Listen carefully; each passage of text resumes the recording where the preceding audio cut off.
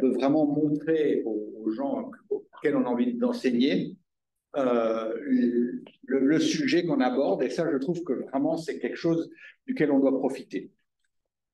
En plus de ça, personnellement, et pour le cours, en l'occurrence à l'X, ce qu'on observe, ça correspond à de la vraie physique, à des choses que les gens doivent connaître, des notions de physique fondamentales. Donc, c'est super de pouvoir rapprocher les observations avec leurs connaissances en physique. Et puis, en général, la problématique du climat, ce n'est pas quelque chose qui peut s'expliquer sur un tableau noir, parce que les problèmes sont beaucoup trop complexes, il y a trop d'interactions non linéaires, on ne peut pas simplifier facilement pour avoir une équation qu'on peut résoudre et discuter le comportement. Mais par contre, on a aujourd'hui des ordinateurs, des outils, des langages de programmation qui, à travers 2-3 lignes de commande, permettent de visualiser et accéder aux données. Donc, je pense qu'on est vraiment à un temps de transition qui est intéressant et on peut faire un tas de choses. Certainement, avec cette évolution, il faudra revoir la façon dont on enseigne, parce qu'avec ces outils, on peut moderniser l'enseignement, et je pense que le tableau noir, il est utile, mais ça ne sera qu'une partie de notre enseignement. Et donc, voilà, je pense que les données qu'on utilise permettent justement aux étudiants de voir, de ressentir les théories qu'on leur présente. Et puis aussi, ce que j'aime bien, c'est qu'ils peuvent revenir en arrière sur ce qu'on a enseigné et refaire le notebook et dire, ah, est-ce que j'ai compris ça? Pourquoi est-ce que ça se comporte comme ça? Et on peut discuter des choses. Donc, juste à quelques mots sur le cours. Donc, c'est le cours d'hydrologie et ressources en eau que depuis 1 an, donc, je dirige. Et l'objectif de ce cours, depuis que j'ai repris surtout, c'est vraiment d'expliquer aux étudiants quels sont les stocks et les flux qui gouvernent le cycle de l'eau continentale essentiellement. Quelles sont les interactions avec le cycle d'énergie? Ça, avant, c'était fait par des hydrogéologues le cours, donc l'énergie, ça leur était un peu égal. Évidemment, quand on s'intéresse à l'eau de surface, l'interaction avec l'énergie est essentielle. On est obligé de passer par beaucoup de lois et de phénomènes physiques, mais aussi de la biologie, et je vais vous montrer un exemple. Et ça, c'est assez intéressant parce que ça montre justement la pluridisciplinarité. Tous les étudiants qui viennent me parler après cours, justement, mettent l'accent sur cette pluridisciplinarité. Pluridisciplinarité, ça les intéresse. Je leur explique aussi toutes les difficultés qu'il y a à observer le cycle de l'eau, ça vous le savez. Les outils dont on dispose pour faire des prévisions, donc c'est des modèles simples jusqu'aux modèles très compliqués. L'impact du changement climatique, c'est le cours de vendredi, là, et puis aussi le fait que l'homme gère le cycle de l'eau et que ça interagit avec le climat. Et c'est plutôt une question ouverte, mais sur laquelle je finis un peu mon cours, parce que je vous rappelle que les gens qu'on forme ici à l'X, ce sont les gens qui vont gérer notre eau sur notre territoire. Donc, qu'ils soient vraiment conscients de cette dualité du cycle de l'eau entre la gestion par l'homme et le changement que le climat va induire, c'est super important. Donc, voilà, la présentation en structure, ça va être surtout de passer en revue toutes les notions que je passe, qui sont présentées dans le cours et que j'illustre avec des notebooks. Mais je ne vais pas vous les montrer tous parce qu'il y en a tellement entre-temps. Donc, j'ai sélectionné certains. Donc, sur le bilan d'énergie à la surface et le couplage avec le cycle de l'eau, il y a un notebook sur l'évaporation en général dans le cycle global. Il y a le bilan d'énergie au CIRTA. Et puis après, j'ai pris un autre cas un peu plus intéressant qui est plus pardon, excusez-moi. Beaucoup moins intéressant que le CIRTA, mais enfin, quand même, c'est dans la Méditerranée, il y a un contraste été-hiver qui est plus marqué qu'au CIRTA. Donc, ça, c'est le premier exemple que je montre. Ah, c'est bien d'enlever les trucs là. Donc là, je donne aux étudiants REOPS de 2015 à 2019. Chacun doit choisir une année. Et puis après, il doit exécuter répondre à un certain nombre de questions et faire des graphiques qui vont avec. Donc, la première question, par exemple, c'est de regarder l'albédo, de pouvoir réfléchir à la surface. Donc, ils ont des courbes de ce style-là. Et qu'est-ce que c'est ça? Ah ouais, non, c'est les gens du CIRTA, ils ne tiennent pas bien les instruments, ça ne peut pas être ça. Donc, ils discutent, ils réfléchissent. Ah ben non, c'est en hiver, c'est de la neige. Ah oui, d'accord. Regarde aussi le cycle annuel des 3 flux turbulents, qui sont quand même complexes et importants. Donc, l'évaporation, flux de chaleur sensible et le flux dans le sol. Donc, leur montrer qu'il y a un cycle annuel important, il y a une variabilité intra-journalière très, très importante. Et puis à la fin, on dit, bon, mais nous, je vous ai enseigné dans le cours que tous ces flux-là, donc le rayonnement, les flux turbulences, ça doit faire 0 à la fin. Il le calcule sur le site du CIRTA et trouve entre les bonnes années, c'est 10 watts, les mauvaises années, c'est 30 watts d'écart. Alors, qu'est-ce qui arrive? Où est le problème? Pourquoi est-ce que je vous ai dit que ça devait conserver? Et bon, on a une petite discussion intéressante sur les problèmes d'observation. Et ça, je crois que c'est celui qu'on fait ici en plus. Donc, ils ont vu un peu la complexité du terrain, la complexité de l'observation et tout. Donc, on peut discuter avec eux de ça. Après, on aborde le bilan de l'eau, donc la conservation de l'eau dans un bassin versant. Donc là, j'utilise la Vézère à Montignac parce que c'est un bassin qui est relativement naturel. Puis c'est un bel exemple. Le CIRTA, évidemment, c'est pas dans un bassin versant, si, mais plus complexe. Bon, je reviendrai là-dessus. Le modèle de Boudico, je le représente rapidement. Puis on fait justement le bilan de l'eau le bilan d'eau du lac de Polytechnique. Ça, je reviendrai dessus. Et depuis qu'on en a parlé avec Jean-Charles, il y a des observations sur le lac.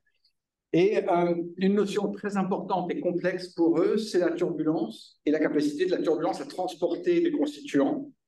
Donc, il y a plusieurs notebooks là-dessus. Un sur le moment, l'autre sur l'équilibre entre la turbulence mécanique générée et l'instabilité atmosphérique. Et puis après, l'estimation des stress. Et donc, ça fait vraiment voir un peu la théorie et voir si la théorie marche ou pas. Donc là, du coup, pour la turbulence de surface, j'ai pris un mois évidemment très facile en hiver, où on a surtout un vent est-ouest pour ne pas être trop perturbé. Donc, j'ai essayé de les mettre dans les bonnes conditions. Je leur donne des données à 10 Hertz des 26 jours pardon, 28 jours de février. Et donc, on leur demande de calculer plusieurs choses. D'abord, de calculer la vitesse de friction à 2 et 30 mètres pour voir qu'effectivement, c'est la même quantité, même si les vents sont assez différents. De regarder le nombre de Richardson et la friction à la surface, enfin la turbulence induite par le mouvement. Et évidemment, on s'est mis en février, donc le Richardson est très faible et c'est vraiment une turbulence surtout mécanique. Ça permet de simplifier les choses quand même. Et donc, il voit que, bon, ben, effectivement, la rugosité qu'on arrive à en déduire est à peu près la même qu'on prenne le vent à 30 mètres ou à 2 mètres, avec des différences sur la variabilité à cause des plus grands tourbillons qui sont pris à 30 mètres que ceux à 2 mètres, évidemment. Et puis après, je leur dis, voilà, vous expliquez la théorie de similarité de von Karman. Maintenant, estimez le transfert de moment que la théorie donne. Et donc, c'est une équation très simple. Donc, c'est la ligne bleue. Et puis, les observations, quand ils multiplient U' par W', eh ben, elles trouvent le même résultat. Ah, ça marche. Mais bon, c'est mis en février. Donc, si on fait le même graphique avec des données ici en juillet, ça sera n'importe quoi, sans doute.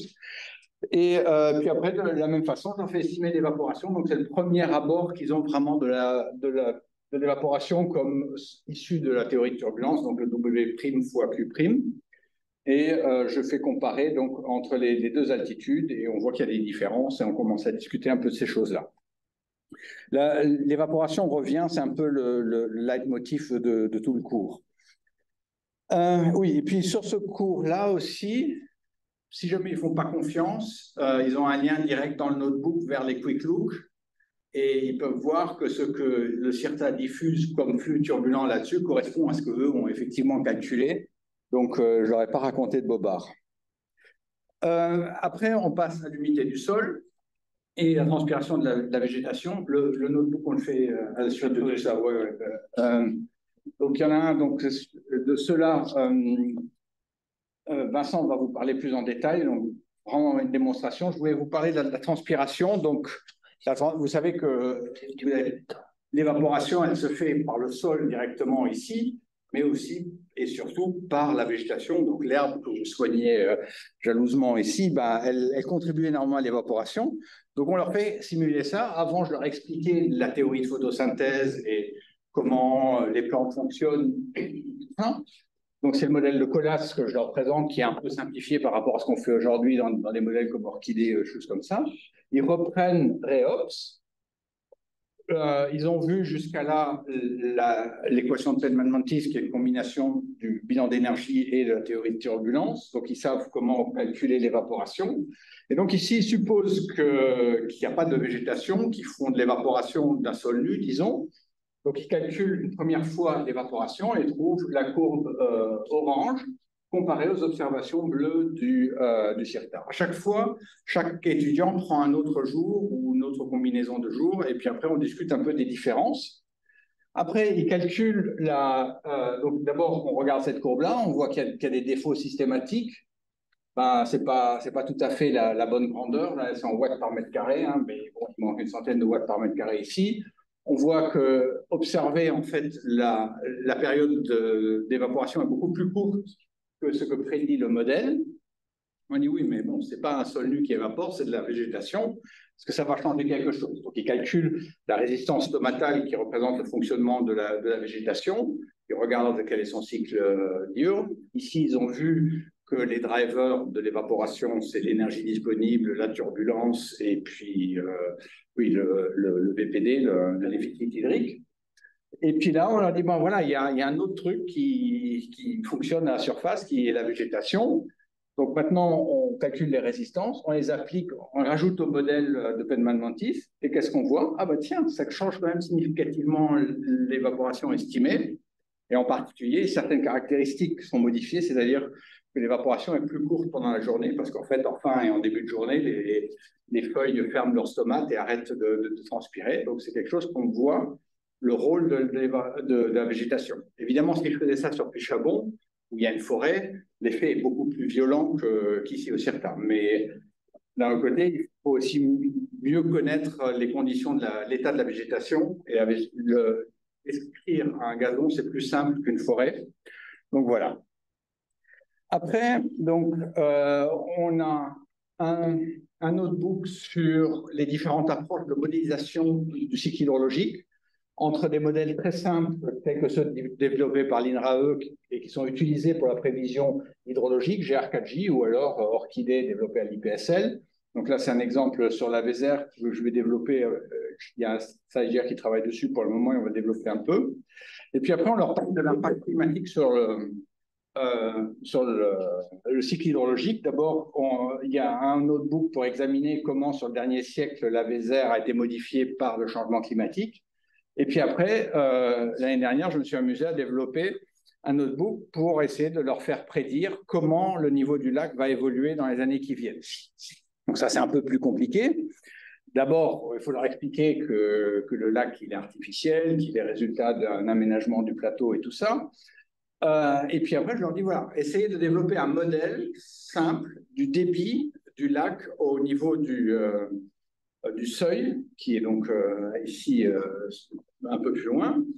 Et donc, il suffit de regarder d'abord la précipitation qui tombe sur tout le bassin versant. Le bassin versant, vous voyez, il est à peu près au niveau des escaliers vers Lozère, puis il fait tout le tour du plateau et il s'arrête au niveau des travaux du métro. Tout ça, ça coule dans le lac. Alors, j'ai sur ce notebook des photos de ce bassin versant en 70 et aujourd'hui, évidemment, ça a vachement modifié. C'est leur faire prendre conscience aussi qu'il y a plein de choses qui changent. L'usage des sols, le climat, et que tout ça, ça donne un résultat qui est difficile à prévoir. Donc là, ils prennent tout simplement l'évaporation de la partie naturelle du bassin versant, enfin, ou sol, puis la partie du lac, qui évapore évidemment au taux potentiel. Avec ça, ils écrivent un petit modèle et ils vont s'en servir pour prévoir le débit au seuil dans les années qui viennent. Alors, il faut maintenant aussi prendre un modèle de climat, où ça fait introduire cette notion. Donc, j'ai sorti des données de 3 modèles Cordex et je leur demande d'abord, dans un premier temps, de valider leur modèle et de valider les données. Puisque dans un exercice d'impact climatique, c'est la première chose qu'on fait. On dit, voilà ce dont je dispose, est-ce que c'est réaliste ou pas? Donc là, ça, c'est un modèle Cordex drivé par les scénarios du Centre européen. Vous voyez que la précipitation sont surestimées par rapport à ce qui est observé au CIRTA. Donc, on est un peu sceptique sur le modèle. L'évaporation est trop forte aussi, donc résultat, le modèle marche relativement bien et on obtient des débits au seuil qui sont réalistes. Et donc on se dit, bon, ben, alors donc chaque étudiant doit prendre un autre, comme ça on explore les 3 scénarios et on peut les contraster, discuter un peu les incertitudes.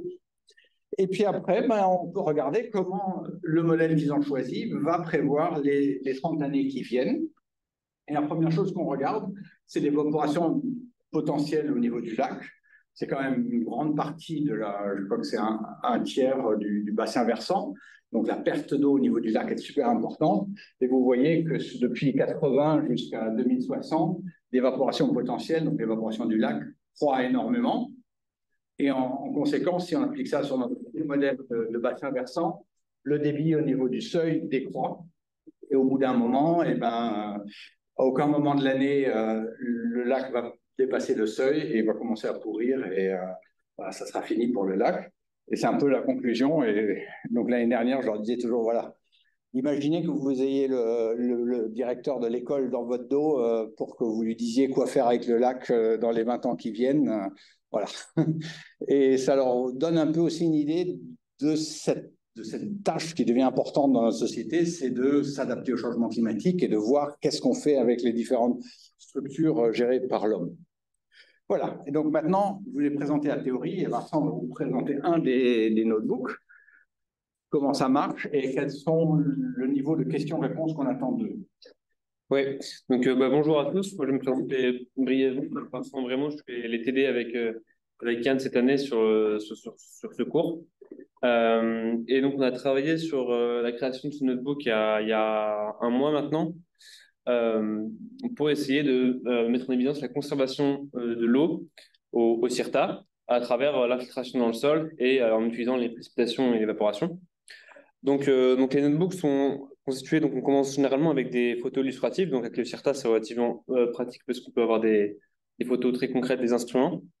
Et donc ici, on regarde par exemple, on va utiliser 6 sondes qui sont dans le sol, entre 5 mètres et 100 mètres, pardon, 5 cm et 1 mètre de profondeur. Et on va utiliser ces différentes sondes pour regarder l'écoulement de l'eau dans le sol et voir si c'est cohérent avec ce qu'on retrouve en surface. Donc au début, on fait une introduction qui décrit un peu les instruments et comment ont été récupérées les mesures.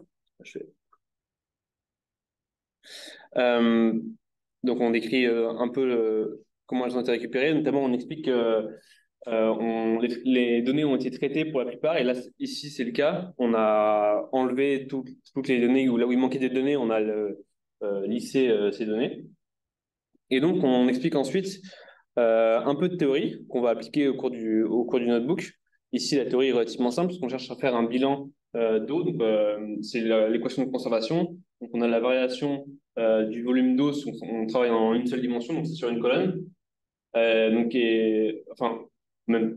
regarde sur une colonne, et donc c'est l'intégrale de précipitation moins évaporation au niveau de la surface, moins Q, donc c'est ce qui va se déverser sur les côtés, et moins I qui va correspondre à l'infiltration dans le sol. Et donc, nous, ce qui nous intéresse, c'est de déterminer en fait le I à 1 mètre dans le sol et de pouvoir ainsi fermer le bilan d'eau au CIRTA. Et on donne ensuite quelques éléments de documentation.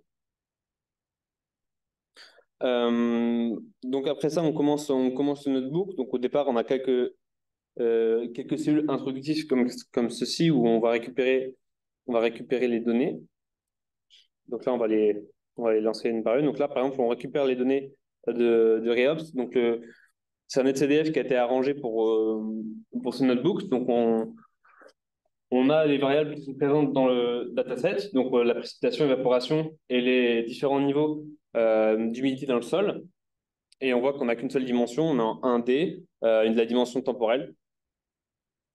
Et donc on va essayer de faire un bilan à partir de ces données. Ensuite, le notebook est divisé en plusieurs questions. Chacune nécessite d'afficher des plots. Et en fait, ensuite, on se pose des questions sur ces plots. Et les élèves doivent chercher et répondre. Et on fait ça ensemble au cours du TD. Donc au départ, on choisit une année. Donc pour illustrer, ici on prend par exemple 2019, mais les étudiants peuvent choisir différentes années. ce qui nous permet ensuite de confronter nos résultats et d'essayer de comprendre pourquoi ça marche sur certaines années et pas sur d'autres. On peut juste noter aussi, par exemple, là, qu'on choisit une année hydrologique qui s'arrête au 1er septembre, simplement parce que les stocks sont les plus faibles à cette date de l'année. Et donc, on a plus de chances de fermer le bilan, parce que l'idée, en fait, c'est que sur cette équation-là, on va chercher à avoir une variation nulle ici pour pouvoir déduire I à la fin. On suppose que Q égale 0. Donc voilà.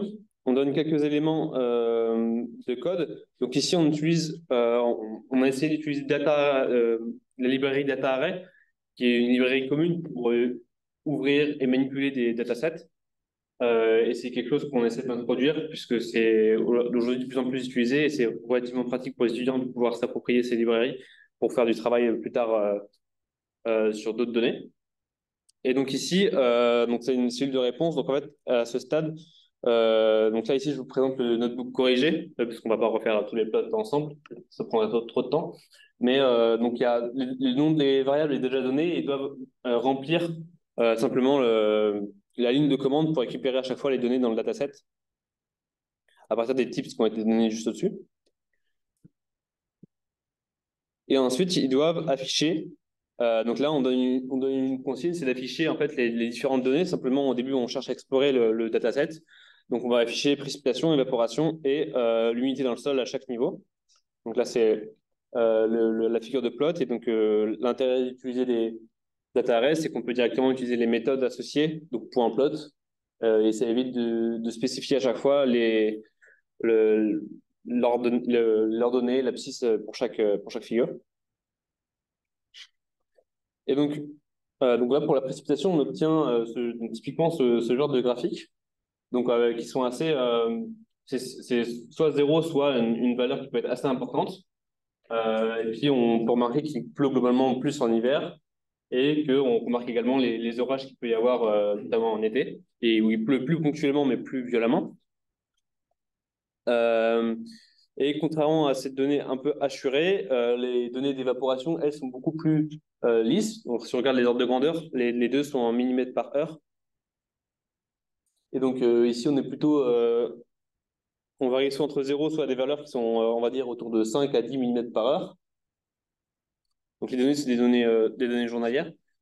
Et ici, l'évaporation correspond... Donc, on a en moyenne autour de 0,4, 0,3 mm par heure, mais de manière continue, beaucoup plus lisse. Il y a un peu de bruit dans les données, mais c'est quand même assez lisse. Et l'idée, c'est de se dire que la différence des deux va s'infiltrer dans le sol, et on va essayer de voir si ça correspond à ce qu'on observe sur les données d'infiltration qu'on a avec les capteurs. Et donc, on va directement regarder ce qu'on a avec les capteurs. Donc, à différents niveaux de profondeur, entre 5 cm et 100 cm. Et on peut voir... en fait, l'idée, c'est que les étudiants, voilà, ils voient ces graphiques-là et on se pose des questions. Donc, les questions sont données en dessous ici pour aider la compréhension des figures. Et donc, voilà, la question, ça va être qu'est-ce qu'on va apprendre avec ce genre de figures. Donc par exemple, on peut typiquement remarquer la période de recharge du sol qui a lieu en ce moment et qui a eu lieu notamment le mois dernier, il y a beaucoup plu. Et on voit que les niveaux proches du sol vont avoir tendance à réagir beaucoup plus vite aux précipitations. Et les niveaux plus profonds, comme jusqu'à 1 mètre, où on a assez peu de variations au cours de l'année. Ce qui nous donne d'ailleurs une assez bonne confiance que ça ne sert à rien d'aller beaucoup plus bas, puisqu'on va avoir des variations quasi nulles au cours de l'année. Si on cherche à déterminer ce qui s'infiltre en dessous 1 mètre. Et donc voilà, et puis on peut noter également des temps de décroissance de l'humidité dans le sol qui diffèrent selon le niveau, avec des niveaux toujours pareils. Ceux qui sont plus proches de la surface vont avoir tendance à réagir plus vite et à se vider plus vite de leur contenu en eau. Donc voilà, l'objectif, c'est de répondre à ces questions-là avec eux, de poser eux-mêmes des questions sur les graphiques et on les aiguille aussi avec ces questions-là, et de pouvoir y répondre ensuite.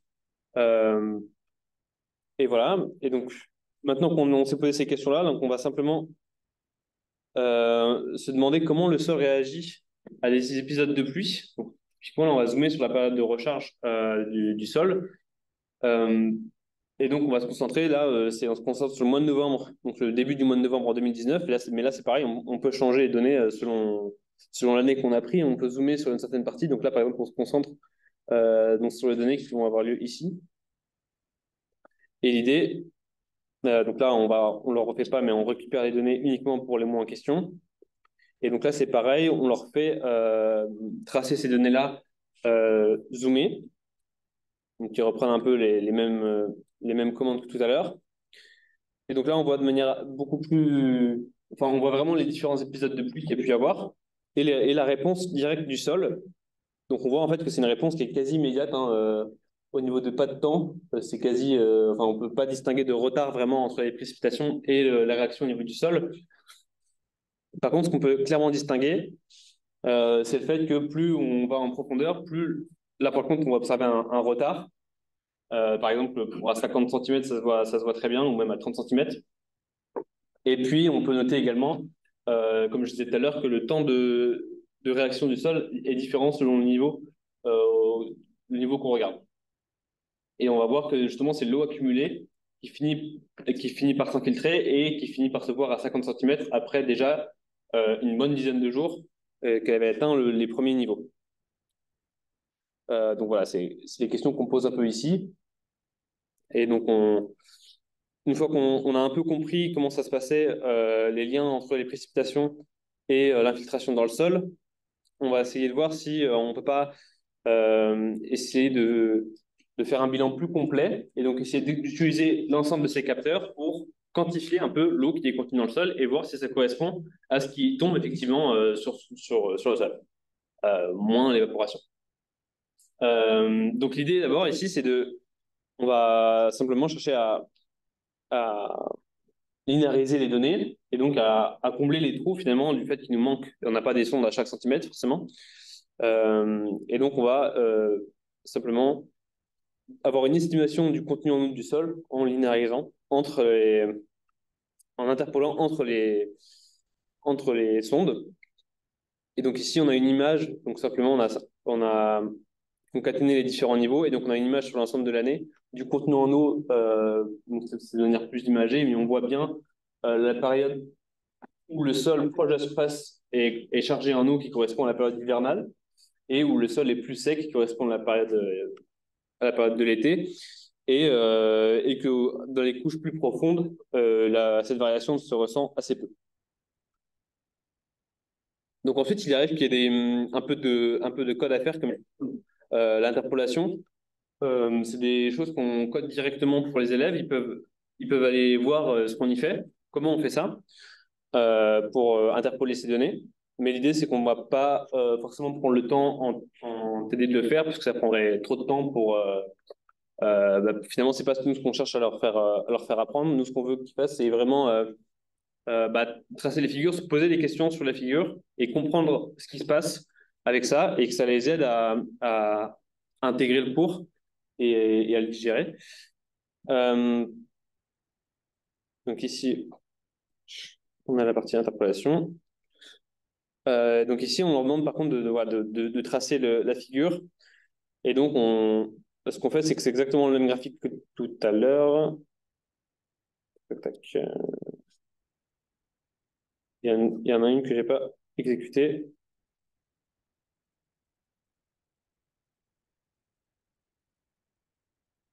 Voilà, donc c'est exactement la même chose que tout à l'heure, mais interpolé. Voilà, il n'y a pas beaucoup plus de commentaires. Là, on fait des commentaires généraux sur ce plot ici qu'on a déjà pu faire tout à l'heure. Et donc, l'idée ensuite, c'est de faire le bilan, maintenant qu'on a le contenu en eau dans le sol, de faire le bilan sur le mètre du sol. Et donc là, l'idée, c'est de leur dire comment on fait concrètement. C'est-à-dire qu'on a récupéré le dataset qui donne le contenu en eau dans le sol, comment on fait. Et donc, ils doivent réfléchir un peu. Et donc, on prend la moyenne du contenu en eau dans le sol et on multiplie par... on fait une conversion pour passer en millimètres et pour pouvoir avoir des grandeurs qui sont comparables avec les précipitations et l'évaporation. Et donc, ça nous donne le contenu en eau dans le premier mètre du sol. Et donc, on voit bien la période à partir du début novembre où le sol se recharge en eau. Donc, on voit, en termes d'ordre de grandeur, on trouve 38 cm pour 1 mètre. 1 mètre de sol, 38 cm d'eau en contenu. Et voilà, donc ça nous donne la variation tout au long de l'année. Et d'ailleurs, ça justifie un peu notre hypothèse de prendre une année hydrologique. En s'arrêtant ici, on voit que le contenu du sol en eau est plutôt similaire à la fin qu'au début de l'année. Et on voit que voilà, si on prenait par exemple pour la période de recherche, ça ne serait pas pertinent. C'est une grande variation. Donc voilà, là, on leur fait analyser un peu ce graphique-là, à travers ce que je viens de dire. Et donc, ensuite, l'idée, c'est qu'on va comparer ces données, donc ces variations là, du contenu en eau du sol, avec ce qui tombe en surface et ce qui est évaporé.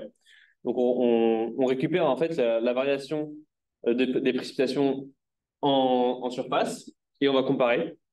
On va également faire des moyennes glissantes. Donc, tout ça, c'est quelque chose qui est déjà codé pour eux.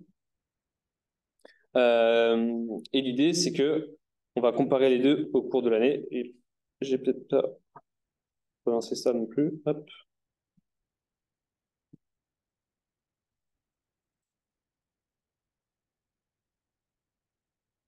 OK. Donc, ce qu'on va obtenir, c'est les précipitations et l'évaporation groupées au cours de l'année. Donc, ici, c'est 360 jours. Donc là, le graphe n'est pas tant différent de la dernière fois, mais on va pouvoir comparer avec les variations journalières du contenu du sol en eau. Et on voit déjà apparaître des corrélations, enfin de la similarité avec les précipitations juste au-dessus. Donc l'idée, c'est qu'on va aller plus loin que ça et on va chercher à faire apparaître la différence en fait qu'il y a entre ce contenu du sol en eau et les précipitations en surface. Ça va nous donner en fait ce qui tombe en dessous 1 mètre et donc ce qui est drainé sous les 1 mètre du sol. Et donc ça, c'est pareil, on peut tracer tous les jours ce contenu-là. Et donc là, c'est différentes données. Donc par exemple, sur cette année-là, il y a eu environ 583 mm de précipitation, 410 mm d'évaporation.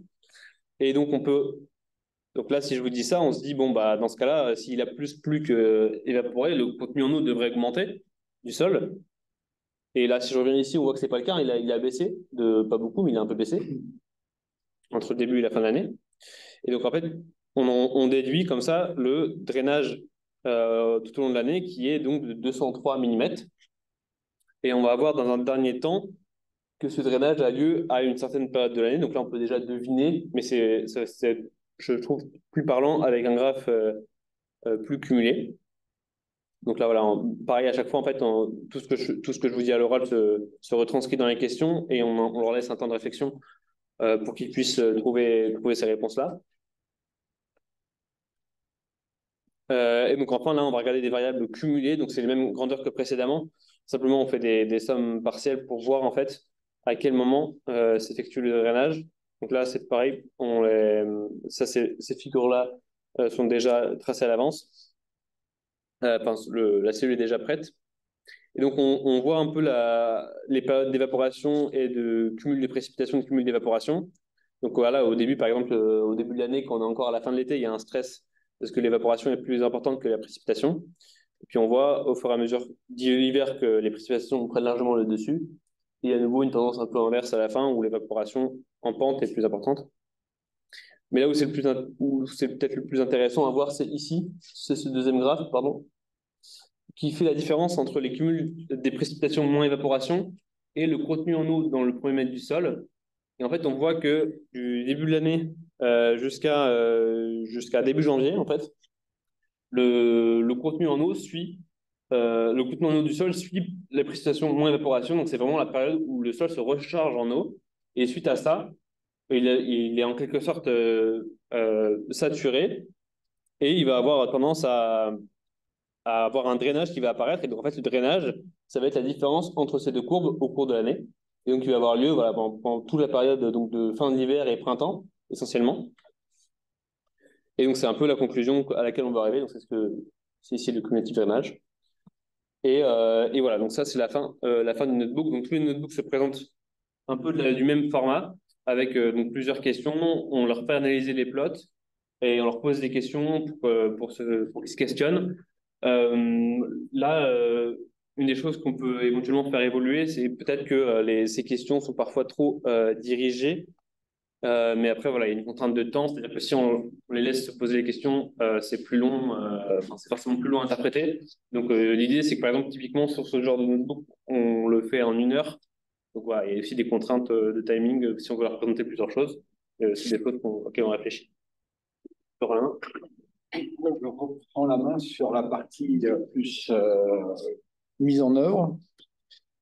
Donc, voilà. Donc, d'abord, comment est-ce qu'on gère tous ces notebooks? On les développe. Donc, la version que Vincent nous a montrée, c'est la partie corrigée déjà. Donc, on fait tout.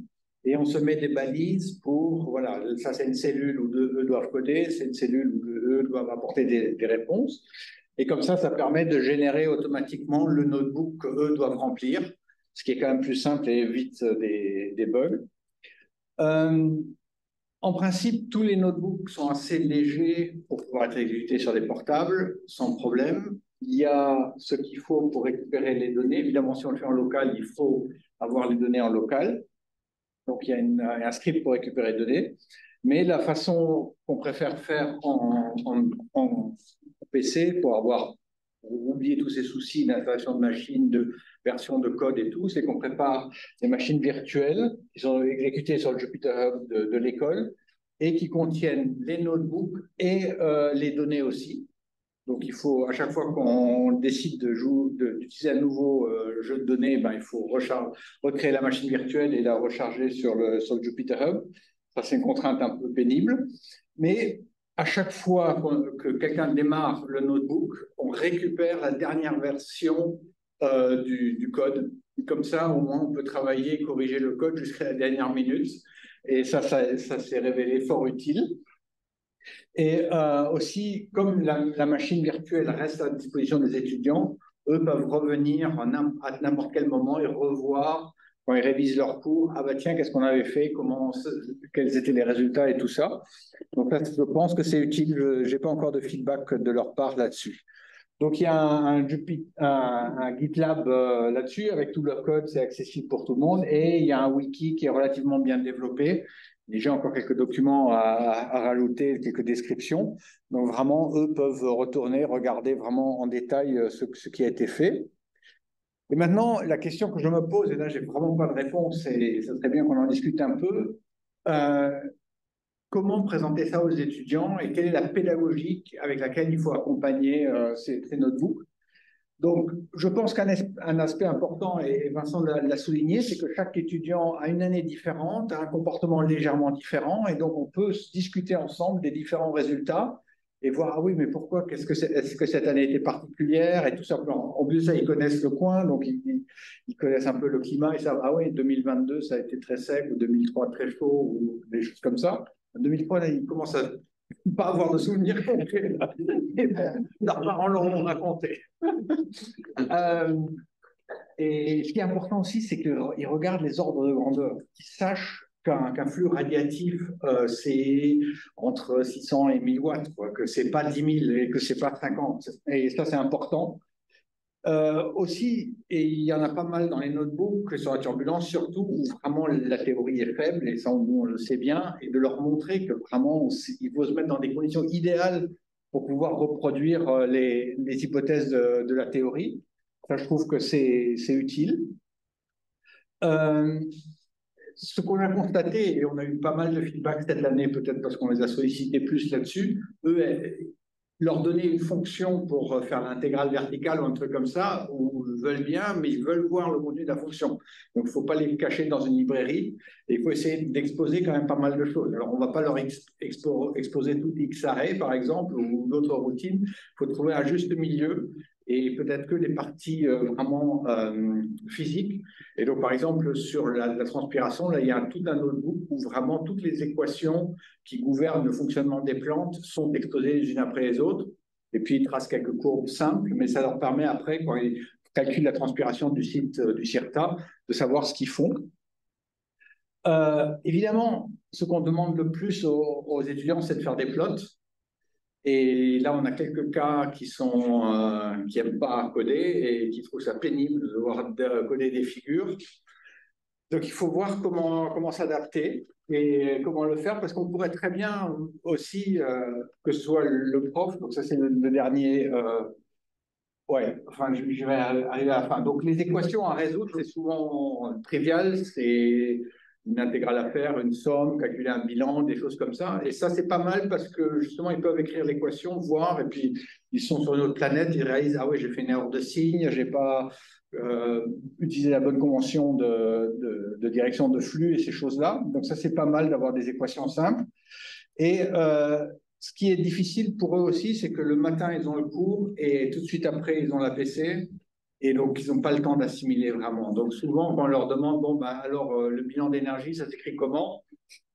C'est le grand silence et ils ne savent pas quoi faire. Donc, le coder en plus dans le notebook, c'est dur, mais bon, ça, c'est un peu l'organisation. Et alors, ce qu'on a fait, enfin, Vincent l'a fait parce que je lui ai conseillé, c'est que nous, on affiche notre notebook sur l'écran et on le remplit au fur et à mesure. Et donc, il y en a certains qui essayent d'aller aussi vite que nous et qui ont les plots à peu près en même temps et qui disent, ah oui, moi, j'ai pas ça, monsieur, qu'est-ce qui se passe? Il y en a d'autres aussi, bah, j'ai eu le cas il y a 2 semaines, elle en avait marre de coder, elle a fermé son portable et voilà, elle a juste écouté ce que je racontais sur les plots que j'affichais.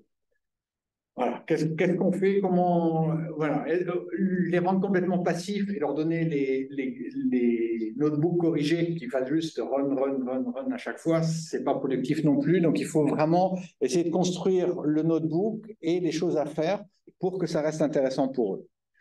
Donc voilà, c'est un peu tout ce que l'on avait à raconter. En conclusion, qu'est-ce que quelque chose de particulier? Donc, enfin, je pense que c'est vraiment utile. C'est quelque chose qu'il faut qu'on exploite à fond, surtout pour nos problèmes vraiment de climat, où on peut vraiment bien voir les causes, on peut observer, ça correspond à quelque chose que les gens ont ressenti, enfin, une notion intuitive de comment ça marche, mais là, de voir que c'est de la physique, de la biologie qui est derrière, ou de la chimie pour ceux qui font de la pollution atmosphérique. Euh, donc, ils comprennent mieux les variables en jeu aussi. Par exemple, pour l'évaporation, les premières années, j'essaie de leur expliquer l'évaporation sans données, sans rien. C'est abstrait. Ça ne correspond à rien, l'évaporation, pour quelqu'un qui ne s'est pas confronté à la théorie. Et voilà, cet équilibre entre ce que l'étudiant doit faire et le résultat, c'est vraiment quelque chose à trouver. On a vraiment beaucoup plus d'observations. Vraiment, j'ai des idées pour écrire des centaines de notebooks. C'est super pratique. Il y a énormément de données disponibles. On peut vraiment leur faire explorer plein de choses. Et ça serait bien d'avoir vraiment toute une collection de ces notebooks à l'IPSL et de s'en servir et de les partager. Et voilà. Ouais. Et puis aussi, vraiment l'apprentissage. Donc, quelqu'un, même les étudiants qui viennent en thèse, par exemple, qui se posent des questions parce que, ben, voilà, on leur a dit, ben, regarde le bilan d'énergie dans le modèle avant de faire tes runs et dire, ah, c'est quoi le bilan d'énergie, j'ai envie de le voir, et ils peuvent aller voir un notebook et le revoir. Donc, ça peut servir pour ça aussi, pour la formation continue chez nous en recherche. Tu as un commentaire encore, Vincent? Non, je trouve que tu as bien résumé. Je dirais aussi que c'est quelque chose qui est de plus en plus important, j'ai l'impression, dans le domaine, surtout en météo et climat, cette partie analyse de données qu'on fait finalement très peu dans nos études, qui sont souvent assez axées sur la théorie. Mais je pense que c'est assez pertinent parce qu'en fait, on apprend assez peu à analyser des courbes, à voir les limites de la théorie. Et ça, on l'apprend un peu en stage, sur le tas. Et je pense que c'est une bonne approche. Et y compris, ça donne ces éléments-là pour ceux qui ne poursuivront pas plus tard dans la recherche, d'avoir ces premiers éléments, cette confrontation au monde réel et de voir que la théorie qu'on utilise tous les jours est loin d'être aussi parfaite que ce qu'on imagine. J'ai 2 questions là. Au niveau des planètes, là, pour confronter la théorie et les mesures, vous avez ciblé l'hiver, là. Ça marchait. Ça, c'est pour la turbulence, ouais. Pour la turbulence. Est-ce que ça, vous avez besoin aussi d'identifier des fenêtres pour voir des choses nous, quand on observe en direct, du coup, on dit, ah, il y a des choses particulières, du coup, qui sont intéressantes à voir. Donc, à vous faire remonter des événements particuliers ou des périodes. Ben là, justement, on discutait de la tonte du gazon, parce qu'apparemment, Jean-Charles a constaté que ça change l'évaporation. Et on pourrait très bien faire un notebook sur tombe du gazon, regarder le jour avant, le jour après, voir si le modèle Collat s'explique bien la différence entre les deux, quels sont les paramètres en plus qui interviennent, et tout ça, c'est super facile à faire. Et l'autre chose, c'est les étudiants, c'est quelle formation? Les 3A, M2 même. oui, il y a les M2 aussi dedans. Donc cette année, c'est 36, l'année dernière, c'était 42. L'année dernière, les notebooks donc ils étaient deux groupes, un groupe de 15 et un groupe de 30, 25, je sais plus, 25. C'était formidable. C'était juste un second cours avec des données. Et alors là, avec l'aide de Vincent, maintenant on arrive à faire trois groupes. C'est un peu plus réel. Oui, puis il y a un truc que je crois qu'on m'oublie de dire. Voilà. On montre le notebook qui est le résultat. L'autre approche, ce serait de dire on ne montre rien sur l'écran, chacun travaille et le prof fait le tour et dit ah oui, mais ici, il faut que tu rajoutes ça, tu as oublié ce signe, tu as oublié cette variable. Ça pourrait aller aussi, mais ça prend plus de temps et ça laisse moins de temps de discuter. Et aussi, on en discuter en rentrant à Paris dans les RER. Ce qui est dommage, c'est que quand on affiche le résultat du prof, donc là, tu dis 2019, tu n'as pas changé la date, mais ce qui est bien, c'est que chacun peut avoir un résultat différent. Et si l'élève pouvait afficher son graphique et dire, tenez, regardez, moi là, j'ai le maximum d'évaporation, il est à minuit, il n'est pas à midi, et ben, du coup, on en parle. Tu as des groupes de combien? Pardon? Une douzaine cette année. 12, parce qu'en fait, ce que tu es en train de dire d'afficher sur l'écran directement, tu peux le faire avec cette salle-là, on le permet. Il faudrait deux. Il faudrait d'un côté, donc le prof qui tu peux faire les deux solutions. Oui, tu peux partager l'écran. Tu peux partager l'écran et eux peuvent partager ponctuellement l'écran. C'est pas mal. C'est par web. C'est une connexion wireless. Mais par contre, ça marche que sur nos PC de TV. Oui, voilà, ça marche que. Voilà. Parce que nous, il faudrait que ça marche aussi dans les salles de PC, de LMD. Il y en a qui sont Moi, sur cette salle, tu peux le faire. Sur cette salle, tu peux le faire. Ce qu'on n'a pas dit, c'est que dans ce cours-là, donc, vous accueillez les étudiants pour une session. Donc, il y a plusieurs qui ont fait le tour, on leur montre les instruments et après on fait des notebooks avec les données. Et ça aide vachement de savoir comment les données sont recueillies aussi. Les notebooks là que vous faites, il y a un rendu, ils impriment le notebook quelque part et après ça se termine avec l'échange et après il n'y a rien qui est rendu, corrigé. Ok. C'est juste le faire ensemble et après on fait confiance que tout le monde est arrivé au même endroit plus ou moins. Voilà. Et puis eux peuvent à la maison redémarrer leur machine virtuelle, bien aussi, et puis soit regarder corriger, soit le refaire à l'aveugle comme ils veulent. Et vous êtes sur des timings de 3 heures, 3h30? Pour les 2 heures. Enfin, oui, pour les télé, c'est 2 heures. 2 heures. Ouais. 2 heures de cours, 2 heures de télé. Ouais, c'est vrai. Mais ça, c'est pendant 2 heures, ça. Non, ça, c'est fait en 1 heure. Ouais, on en fait un en 1 heure. Ouais, c'est dense, quand même. Oui, c'est dense. C'est pour ça qu'en fait, ça laisse peu de opportunités à la réflexion des élèves. Enfin, Ils sont là pour bosser. Même s'ils percutent vite, c'est chaud. moi, c'est ça. C'est Poser la question sur la pédagogie. Et en fait, pour moi, elle est en lien aussi avec le temps que tu peux leur laisser pour se confronter eux-mêmes à la situation. C'est ça pour moi. Là, c'est compliqué. Sinon, tu dois te diriger nécessairement. C'est pas possible. Je pense que, ouais. Même si moi, je suis toujours de l'avis qu'il faut les laisser se confronter. Sauf que tu n'as pas le temps, là. Voilà. Donc, les premiers, ils sont un peu plus simples. Et donc, sur le bilan d'énergie, par exemple, on leur laisse plus de temps, ils ont plus le temps de se confronter. Mais il y en a qui sont plus compliqués. Sur la photosynthèse, par exemple, qui est plus compliqué, forcément, on est amené à beaucoup plus diriger. Mais bon, c'est... Ouais. J'ai quelques idées à discuter avec toi, si tu veux. Je ne sais pas si tu peux les intégrer, mais j'ai quelques idées peut-être à te proposer. Un truc en évolution. Quels sont les retours des étudiants? Ils pourraient vous dire que ça va trop vite. Non, mais tu vois, je sais pas, en fait, en discutant avec eux à la fin de la séance, en fait, quel est le... Quoi t'as, toi? Moi, j'avais eu deux retours, effectivement, sur certains notebooks, ça va trop vite, notamment parce que c'est vraiment proche du cours, dans le sens timing, donc pas le temps de... par exemple, là, on va revoir quand on fait un notebook sur l'évaporation, on voit la théorie de la similarité qui est déjà assez ardue, et après, juste après, hop, on fait le notebook, et donc là, ils doivent reprendre les éléments de la théorie qui forcément n'ont pas eu le temps d'assimiler. Ils ont vu 1 heure avant. Voilà. Donc là, pour le coup, ils sont beaucoup plus passifs et beaucoup plus à l'écoute, et ça va malgré tout trop vite. Enfin, je pense que ça va, sur ces notebooks-là, ça peut aller trop vite.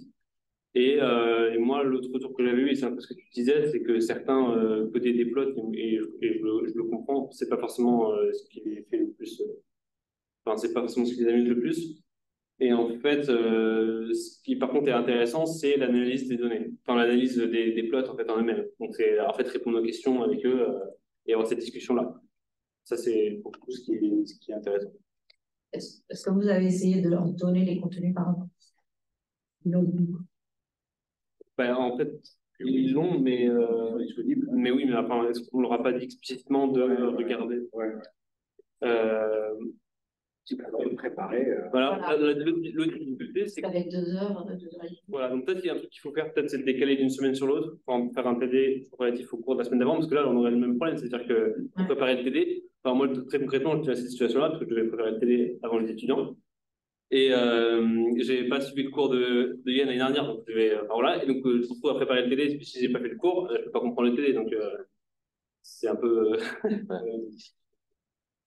Non, mais c'était une proposition, en fait, de décaler. Je pense que, ouais, décaler peut-être d'une semaine pour qu'ils aient le temps de reprendre le cours, de se poser des questions.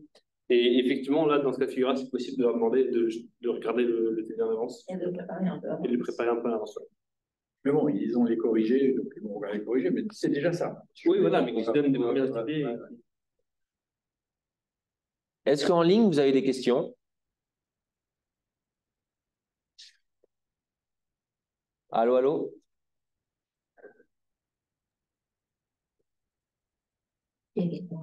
Non, pas moi. Est-ce qu'il y a un examen à la fin, non? Est-ce qu'ils retrouvent des figures ou des choses, des notebooks dans l'examen? Ça pourrait faire aussi des figures analysées ou des questions, des questions que vous avez travaillées en séance? Oui, bon, forcément. Parce que ces notions-là, elles sont à l'examen. Ouais. Mais c'est pas. On n'a pas encore fait un examen sur le CIRTA. Non, mais j'ai posé une question sur un tuyau. Voilà, ça pourrait être d'interpréter un peu Travailler. vu que c'est un peu ce qu'on leur apprend, ça pourrait être... Oui. La compétence d'interpréter, je vois un figure, je me pose une question, qu'est-ce que je vois? En fait, ce qu'ils font déjà avec le notebook, à voir si ils ont en moins la gymnastique de savoir analyser la courbe. Je suis en train de réfléchir à l'examen que je vais leur poser là. Ça va être une idée. Ça permet aussi de voir s'il y a eu des acquis. Ouais. S'il y a eu des acquis, il y a des compétences qui ont été acquises. L'idée, c'est en fait aussi qu'ils se confrontent à savoir regarder les données. S'il y a un travail sur ça, c'est une possibilité. C'est impressionnant. Combien de notebooks vous avez? Moi, je suis... Moi, Il y en a une quinzaine. Wow. franchement, c'est pas mal. On doit avoir passé à la vingtaine. C'est incroyable. Ouais, c'est impressionnant quand même. Ouais, C'est impressionnant. Non, c'est le numéro du cours, et 3, c'est le numéro du notebook associé au cours. Donc, c'est pas 53 derrière. Regardez. mais c'est vrai que c'est chouette. Super. Je sais pas comment je reviens en arrière. Ce Là. qui est bien, c'est que Reops, il aide pour analyser ça. Oui, oui. Il y a Jean-François qui est sorti, c'est dommage. Mais c'est vrai que c'est... On va en parler après de Reops, mais c'est vrai que Ces c'est... données-là, moi, je les ai récupérées assez facilement. Ouais, Avec, je sais plus, c'est toi qui m'avais filé, qui m'avais dit comment accéder aux données, et assez vite, j'ai pu sortir un peu les principales figures, les principales questions. Et c'est vrai que ça mérite de présenter des notions du cours à travers des... C'est-à-dire que dans un fichier, il y a beaucoup de variables, en fait, on va le voir après, mais c'est vrai que c'est... Ouais. Oui, ça aide. On va dire. Voilà, alors. Ça fait pas tout, mais ça aide. On a combien sur l'évaporation? Là, je crois qu'il y en a 1, 2, 3, 4, 5. Ouais, là, il y en a 2. Introduction, je crois qu'il y en a 1. Là, il y en a 1. Ouais, une vingtaine. Unsaturate, il y en a 2. Végétation, il y en a 3, je crois. Enfin, bon, ouais. Une vingtaine. Mais les données, il faut quand même les simplifier un peu.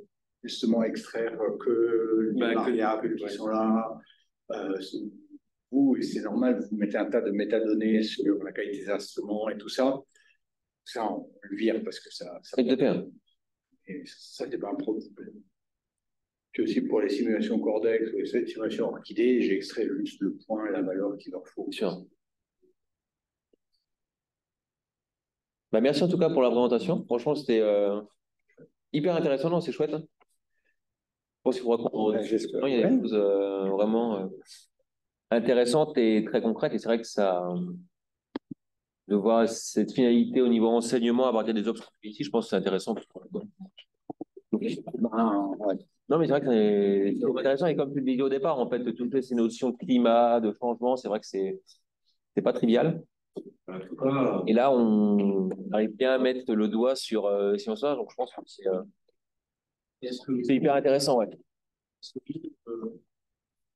Par rapport à la théorie, vous dites qu'il manque quelque chose ici qu'on pourrait mesurer, qu'on fait très bien. Non, mais ça pourrait aussi aller d'autres. Oh, j'ai plein d'idées.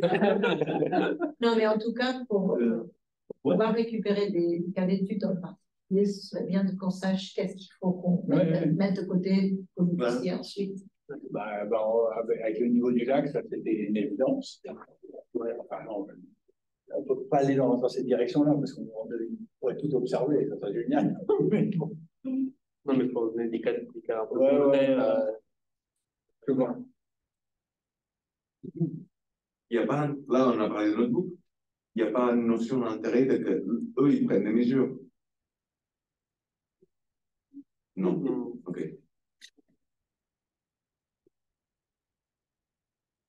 Donc, après avoir vu des exemples très concrets, un exemple très concret d'exploitation des données CIRTA pour l'enseignement, là, on va voir quelque chose de peut-être un peu plus générique sur globalement les Jupyter Hub et l'enseignement donc au niveau d'esprit. Donc, Antoine va vous faire une présentation peut-être de 10 minutes. Après, si vous avez des questions, n'hésitez pas. Et ensuite, on enchaînera avec le produit Reops. Donc, vas-y, Marc-Antoine. Ouais. C'est un direction.